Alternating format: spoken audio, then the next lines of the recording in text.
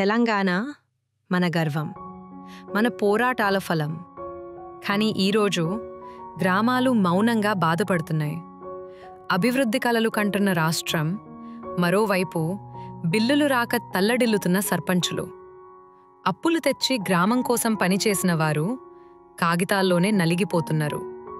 ఇది కేవలం ఆర్థిక సమస్య కాదు, ఇది ప్రజాస్వామ్య పతనం. ఎన్నికలు వస్తున్నాయి. నాయకులు కులాల లెక్కలు వేస్తున్నారు. ఓటర్లు 500 రూపాయల కోసం తమ భవిష్యత్తును అమ్ముకుంటున్నారు. కానీ గుర్తుంచుకోండి, డబ్బు తీసుకున్న ఓటరికి ప్రశ్నించే హక్కు ఉండదు. అందుకే యూత్, మహిళలు మేల్కోవాల్సిన సమయమిది. మీ ఓటు కేవలం ఓటు కాదు, మీ గ్రామం భవిష్యత్తు. నిజాయితీ ఉన్న నాయకుడిని ఎంచుకోండి, విజనున్న నాయకుడిని ఎంచుకోండి.